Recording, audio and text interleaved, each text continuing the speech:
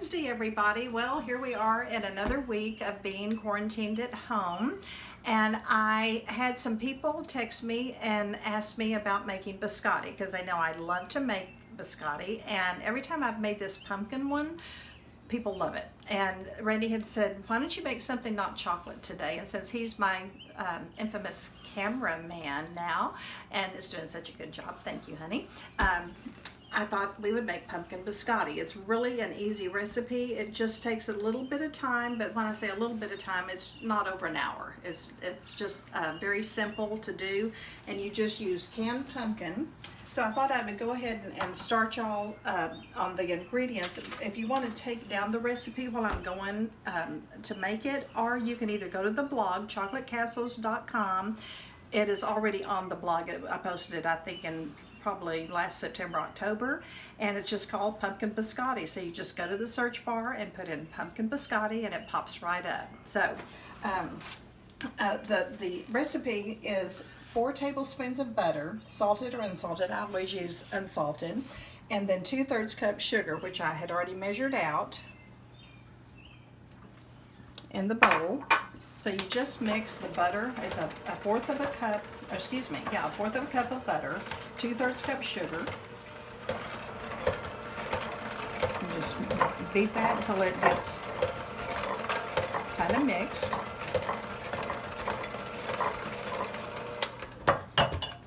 Add your egg.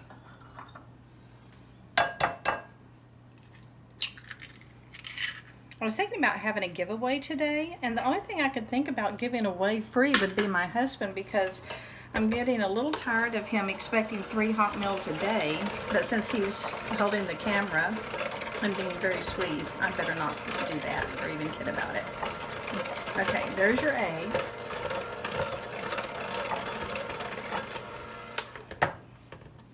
And the recipe does not call, just keep it on that, call for vanilla, but I always still put a little bit of vanilla in. I just think it adds a little bit of flavor that it just makes it better.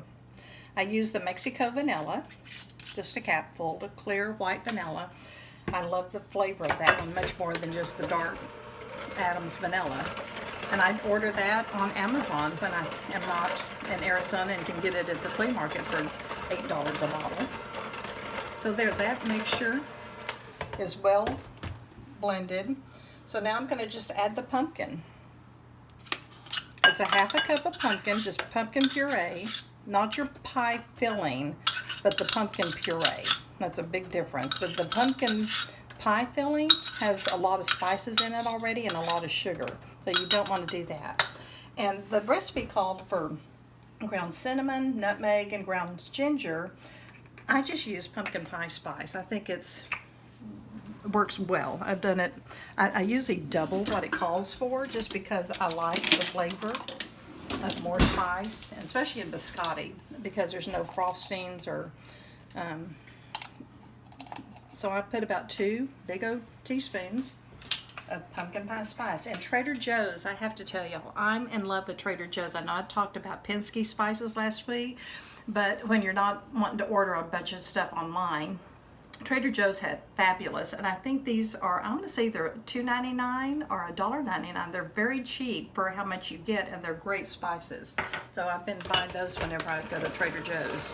I love this one, and the garlics are great. So there's your pumpkin mixture. Set that aside.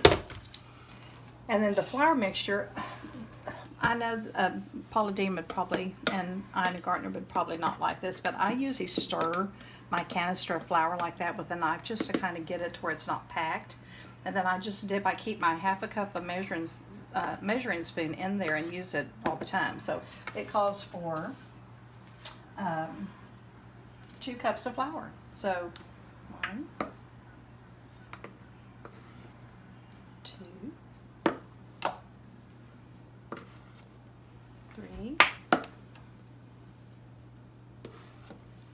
4.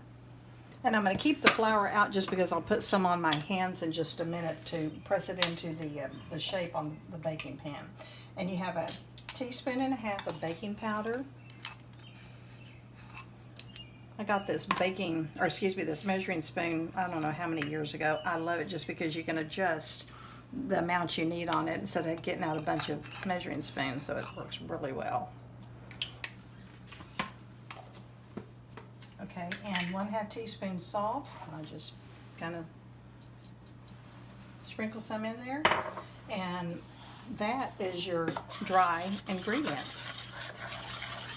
So then all you have to do is add it to your pumpkin mix that has the butter and the sugar.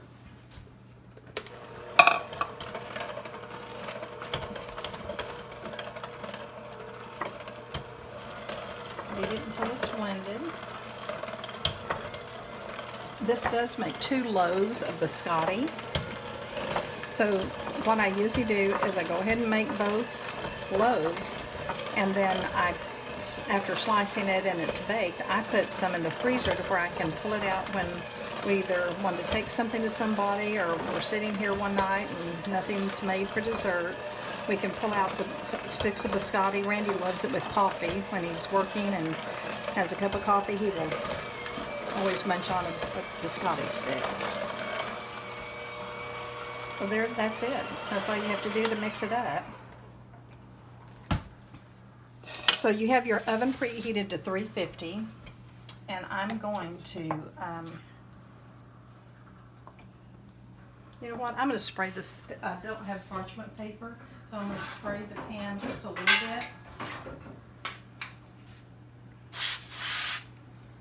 bit. And divide the dough in half. I'm doing 1 loaf at a time because of the video, so I can show y'all in a minute how to slice it after it's baked.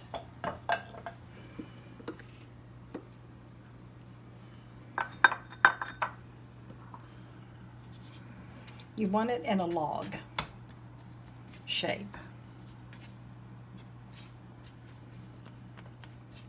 It's a little, the pumpkin one tends to be a little stickier than if you were just making chocolate.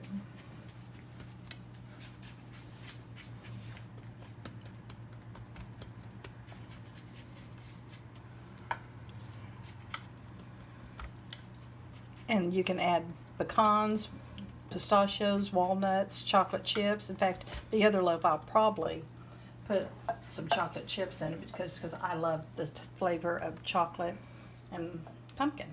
So I'll probably add the chocolate chips to the other loaf. I thought I would make this one plain.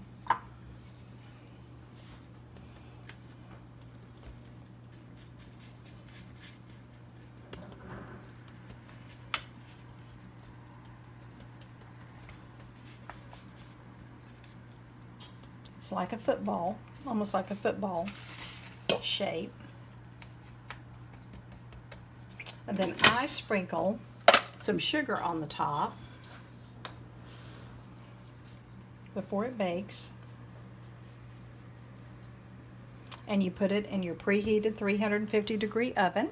Okay, we've taken the first loaf out of the oven. It stayed in there actually about 20 minutes. So now we're going to cut it, and you cut them at diagonal slices.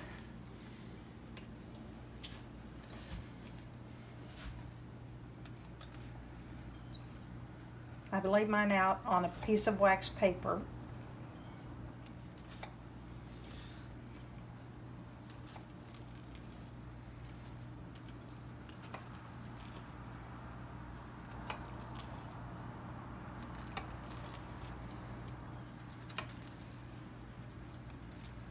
There we go.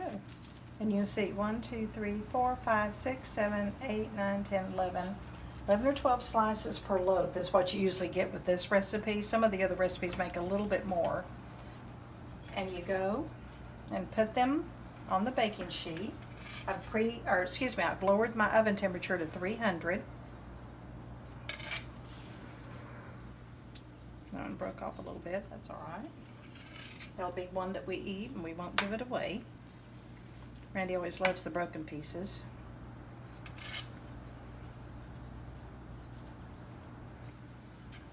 Also, while this one was in the oven, I went ahead and added about a half a cup of chopped pecans to the other half of the batter.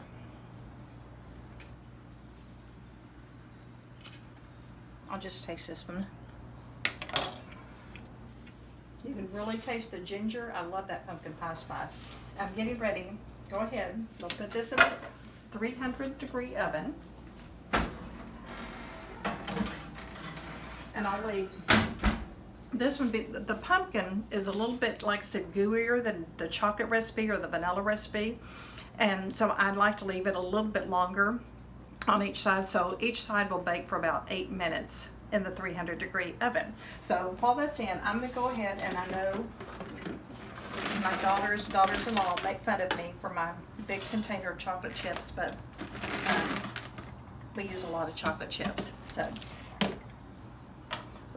that's going to be the other half of the loaf. So it has crushed pecans and chocolate chips in it.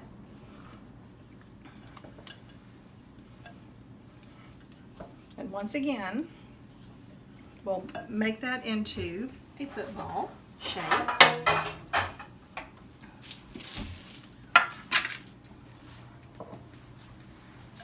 This is such a good recipe.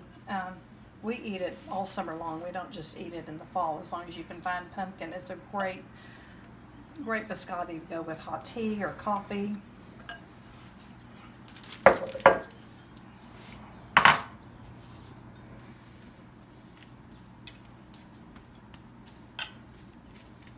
It's fun to make. It's so pretty when it comes out and you think, oh my goodness, it looks like professional biscotti, and I did that. It just makes it fun and makes it taste better, I think.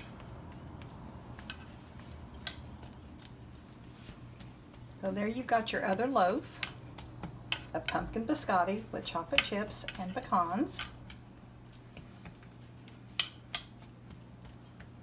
Like I said, normally I do these at the same time, but because of the video, I was wanting to go ahead and have one loaf ready to go in so I could show y'all. And put a little bit more sugar on it.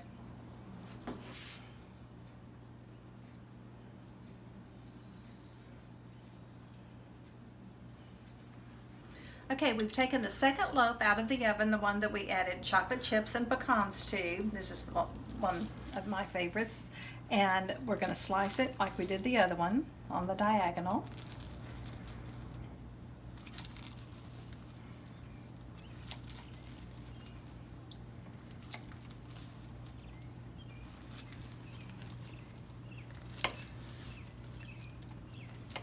I'm trying something new. My daughter told me about an app called Splice that allows you to make videos, stop and start, and put them together. So she's going to help me, I think, this afternoon try to do that, because we've done this in about 3 different parts.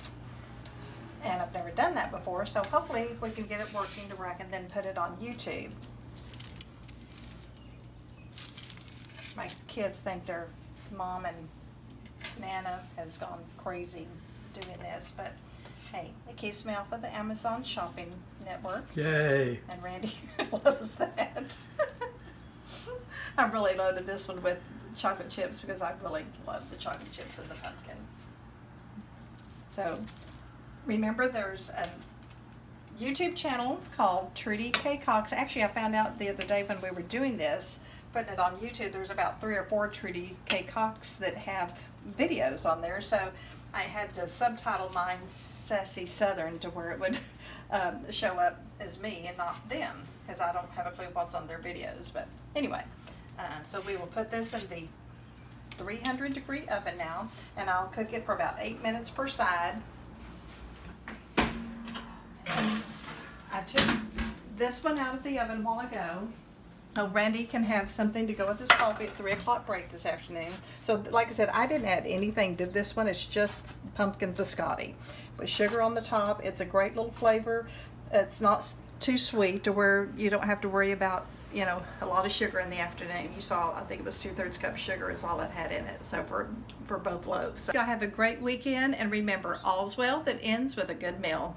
See y'all next week. Bye.